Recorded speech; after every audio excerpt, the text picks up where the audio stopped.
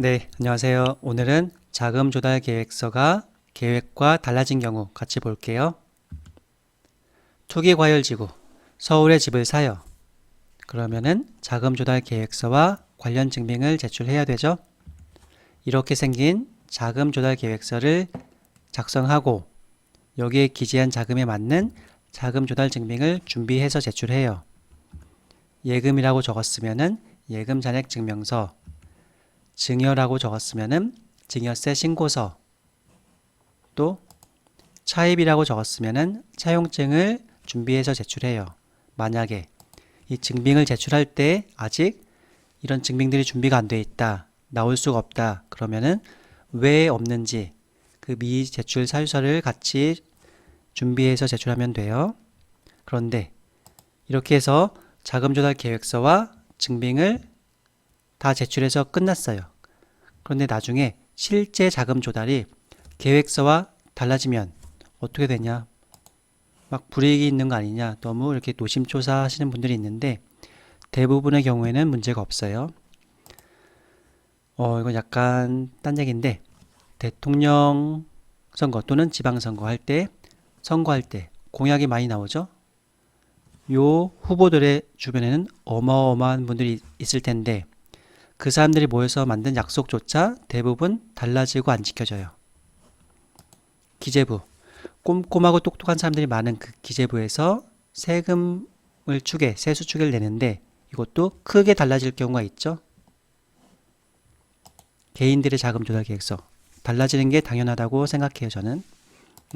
자금 조달 계획서는 실제 자금에 맞춰서 준비하면 된다. 계획과 달라져도 괜찮다는 거고요. 이런 경우 볼게요. 집을 사는데 주식을 팔아서 1억 조달하고 대출 받아서 은행에서 대출 받아서 2억 원을 마련하려고 계획을 했는데 요새 주식시장이 안 좋잖아요. 주가가 하락해서 주식을 팔아보니까 5천만 원뿐이 안 나올 것 같다. 그래서 급하게 대출을 2억 5천 받았다. 사실대로 말하면 되죠. 조사가 나왔을 때 주가가 하락해서 추가 대출을 받았다. 관련 증빙도 주식 매매 내역서 또는 뭐 대출 신청서 이런 거 준비해서 잘 설명하면 돼요. 하나 더.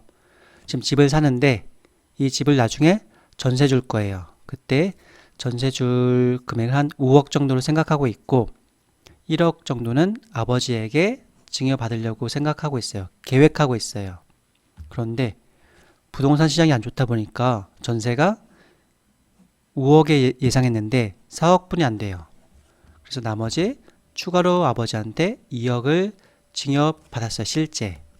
그러면은 조사가 나왔을 때 전세가 하락해서 추가로 증여받았다 설명하고 전세 계약서와 증여 신고서 내면 아무 문제 없겠죠?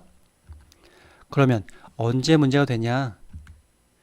계획서가 달라져도 되는데 그런데 실제 자금에 맞춰서 증빙을 준비 못할 때, 설명이 안 될 때 이때 문제가 되겠죠? 문제가 된다는 소리는 증여세를 추징당할 확률이 높아진다는 거고 이 경우 볼게요. 주택을 취득할 때 일단 부모님에게 2억 원을 증여받기로 했어요.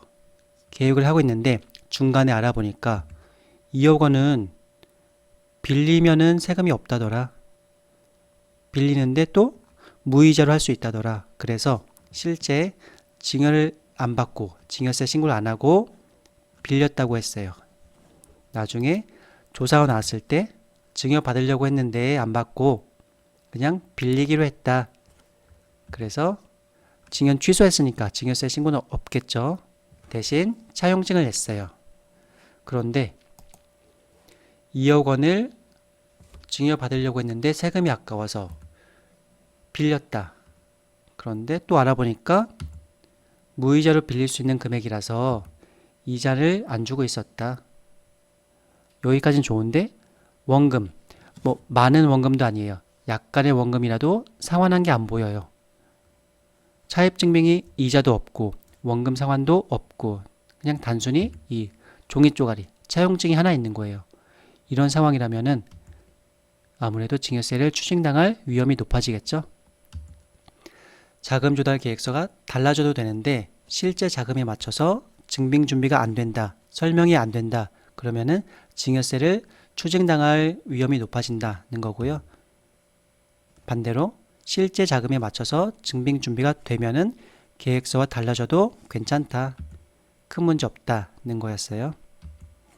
이상입니다.